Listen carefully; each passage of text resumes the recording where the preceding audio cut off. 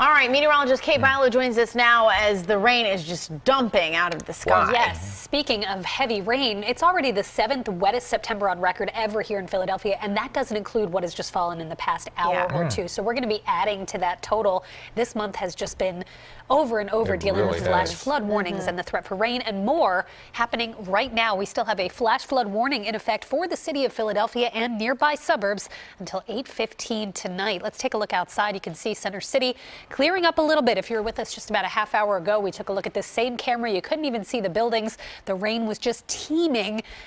Excuse me, now it's looking a little bit better, still raining, but of course a lot of the damage has been done. Reports of flash flooding and road closures across much of the region here this evening, just in time for the evening commute. Storm Scan 3 does show the heaviest showers starting to shift to the north and east. There is another batch here moving into central Pennsylvania that we'll have to keep an eye on. It looks as though this will weaken a bit before it gets here, but still not out of the woods for showers even later this evening. But certainly the past hour or two, we've seen this line of showers and storms just really propagate over and over in the city of Philadelphia. It just hasn't let up. It just keeps on coming. Starting to see a little bit of that shift to the north and east up around Trenton. That's where the heaviest rain is falling right now, but still raining in the city of Philadelphia, shifting right along I-95, the New Jersey Turnpike, right up through lower Montgomery County. And we've had a number of reports, again, of road closures and flooding across the region. Here's your flash flood warning. It does include the city of Philadelphia, portions of Camden County, Montgomery, Bucks, and Delaware counties. That goes until 8:15 tonight. Almost 3 million people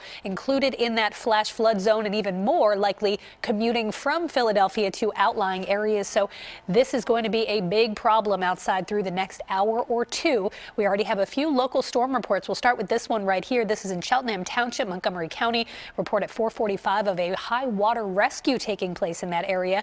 Further to the south in Brooklawn, New Jersey, flooding on US 130 southbound at 47. All lanes are closed. Traffic has been detoured. This happening just before the 5 o'clock hour. So again, expect major slowdowns. If you're waiting for someone to get home for dinner, expect a slow go of it. And if you're heading out on the roads tonight, if you see a roadway overrun with any sort of water, remember, do not try to drive through it. Turn around, find an alternate route because flooding is occurring.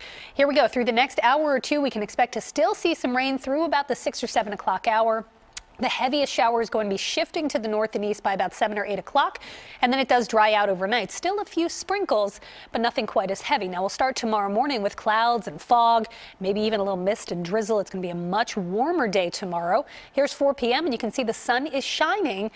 But that's a problem because the sun's shining. This is going to destabilize the atmosphere. We've got a lot of heat and humidity, and here comes a strong cold front. Storms start to fire up in our far western suburbs by about 6 o'clock, moving through the city and surrounding suburbs between 8 and 10.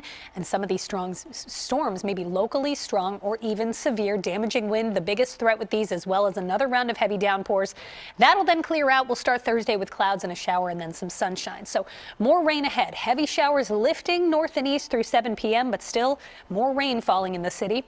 Early tomorrow morning fog, then it's hot and humid, but it's late tomorrow evening into after the dinner hour that line of strong or severe thunderstorms will make its way through. Now, most of the rain today has been confined to our north and west suburbs. Over an inch in the Lehigh Valley and portions of Chester County up into the Pocono region. Prior to about 4 o'clock, we only had 0.04 inches of rain in Philadelphia. That has kept temperatures a little milder from the city on south and east. Not much rain at all in South Jersey and Delaware earlier today. That allowed temperatures to get to the 80s. You can kind of see that dividing line, that boundary where the storms have been forming. A little convergence zone here right over Philadelphia, and the storms are kind of really capitalizing on that. So that's where the heaviest rain is falling right now. It's currently 74 degrees in the city. So once we get these storms out of here, overnight will just be partly cloudy. There will be areas of fog developing. 70 is the overnight low. Keep in mind, yesterday's high was 68. Big difference. We got rid of that east wind. The winds are now out of the south. They'll be out of the south and west tomorrow as we await the arrival of that cold front. Out ahead of it, morning fog, afternoon sun. 85 degrees. That's a full 10 degrees above average, but not for long. Strong thunderstorms come through tomorrow evening, and that is going to bring a pretty noticeable change by Thursday. Cooler, comfy, partly sunny, 71 degrees. Friday could start with a shower, then some sun peeking out at 73. But here's the good news. Now that we've gotten through all that terrible weather news, we are going to have a really beautiful final weekend of September around here. Saturday and Sunday, temperatures in the mid 70s. 2 full days of sunshine, both days with low humidity. This is some fall comfort right here. Next week we warm up a little bit, still not hot, upper 70s with sunshine to start October, so maybe we can start hoping that October will be a little bit quieter than September has been around here.